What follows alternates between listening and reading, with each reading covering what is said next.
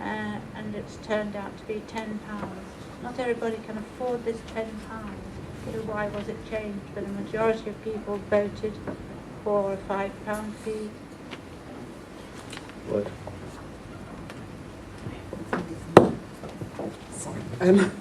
You can add to this. I think we're asking about the discussion that took place at the AGM last year about the membership fee. Well, after that time, we did get a few more queries that were in line with your question. And I wrote a piece in our quarterly newsletter, and I'll just try to recap that. What had happened was, as well as the consultation that took place at the AGM, we'd also done a survey of existing members, and what we got back was that a significant number of people actually said that £10 was an acceptable fee. Another lot of people, not as large as the first group, said that a fee of more than £10 would be acceptable. Taking all of this information together, we decided that it would be reasonable to set a £10 fee. So that decision was an informed decision based on information that we collected using not just the consultation at the AGM, but other means of collecting the information. And one of the things I would like to say is that despite the introduction of a membership fee, as of today, or at least earlier in the week, we had exactly the same number of members as we had at this time last year when it was free membership. So based on that, I actually want to say that it was an appropriate decision to make.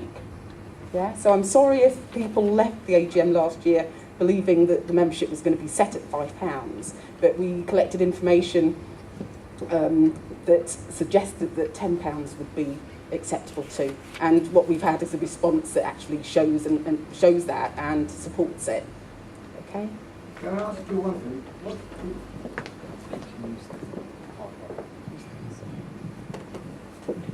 Sorry, can I have a hand up? Who is talking? Yeah. Ah. One second.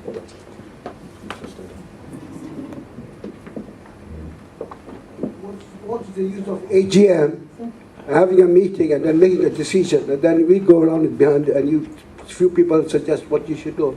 What is the use of passing a motion at AGM? It defeats the purpose, really. It's decided £5 should be, then £5 should be, until you bring it back again to the next AGM. Yes. Legally speaking, there's a separation between what an AGM can do and what members can vote to do, Yes. and what the trustees actually do. Yes. What we actually did at that meeting is we said to members, well, what do you think? What Theo has said. Yeah, I know all this. Mm. But the idea is that trustees and staff, they work for us. We are the customers. You bring to us what we should be charging. And we say, yes, £5 should be £5 until you bring it back to the whole AGM. And then we decide. Otherwise, why bother to have AGM decisions? Why pass a motion? Well, as I said, the point about having trustees and directors of a company is that they take the decisions as to what the membership fee should be set. Otherwise, we'd have to bring back to you a whole raft of decisions. I understand that this is a decision which is obviously going to be close to members' hearts, but the point is that we decided to take a decision that it should be £10.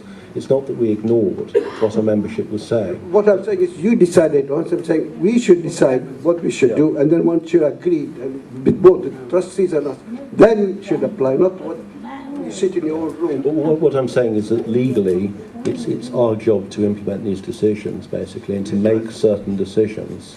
But I don't think that it's the function of the AGM to say, well, we're going to set a membership fee. What I'm saying is that legally, it's the function of the directors. So what you're saying is, if you decide that AGM will pass a motion, you can turn around and decide what you want to with the directors and the trustees. Well, there is... Is that what you're saying to me? I'm just going to hand over to Laurie this time. I think the point is a very valid one, if I may put it that way. And I think the mistake, I'll tell you what I think the mistake was, and which we need to learn from, which was you went away, I'm just looking at the minutes, you went away thinking that we had a resolution last year. We didn't. And this is what the mistake was. we had a discussion as to what people thought in the room, and it's absolutely right that either Malcolm or myself should have said then, look, it's part of finding out what members think. We are also talking to members who didn't come to the AGM. We'll pull that together, and having said we've got a free year, we'll then set a membership for the future. But your point is a valid one. If we have such a situation again, we need to make it absolutely plain as to the part that members in the AGM are playing and what other members may. I think, to be fair, if you look at point 5 on the minutes, you will see that it does say a clear majority for £5. There's no doubt about that. But I think it is absolutely not a formal resolution. Perhaps it should have been, but it wasn't. I think if it had been a formal resolution, then the trustees would be much more bound by it, if I could put it that way. Is that helpful? I mean, it's not what you wanted to hear, but it's hopefully helpful. Okay, in future we should pass a proper motion then. Yeah, okay. Because I don't want directors, trustees to make a decision after and override our decision. Yeah. You do inevitably have to put trust in your trustees. Yeah. But yeah. if you bring something for us to decide, and we pass a motion and we all agree, Yeah. that the trustees and the directors should abide by it. What I'm saying is that. I think both Malcolm and... Okay, I think there's other people who want to speak. Could we first the microphone over to that gentleman over there? I think there's somebody else here who'd like to speak as well.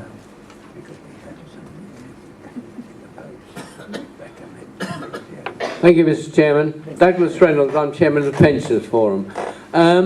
Last year, the minutes clearly say there was a clear majority for a £5 annual fee for individuals with voluntary donations accepted, and the important paragraph, and this will inform the trustees at the next board meeting when they discuss membership fees. So it's quite clear from the minutes, and nobody has challenged the minutes. Nobody has challenged the minutes, and it's quite clear from those minutes that the decision or views of the members were going to be passed to the trustees. Thank you, Chairman. I think there's a lady over here. Did you want to speak? No, we were discussing it. No. Yes. Sorry, gentleman over here.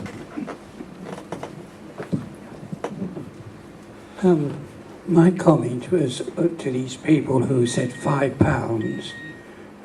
I disagree with them in one respect. Theo mentioned that we had a circular came out to us about what we would recommend as the amount, and she said to us, and I know it's in the minutes, she said the majority of people who were asked in this circular was that the amount should be £10.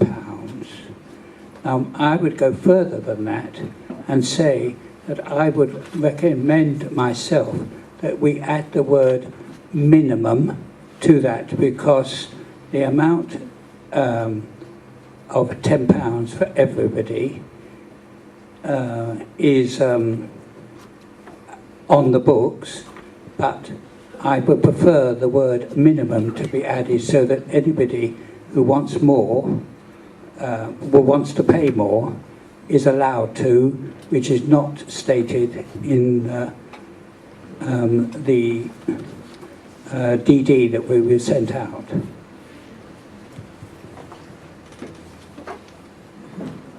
Can I? Yes, sorry, there's somebody else there. This lady here. Thank you very much. Not a lot, I've got rather a large voice, so I can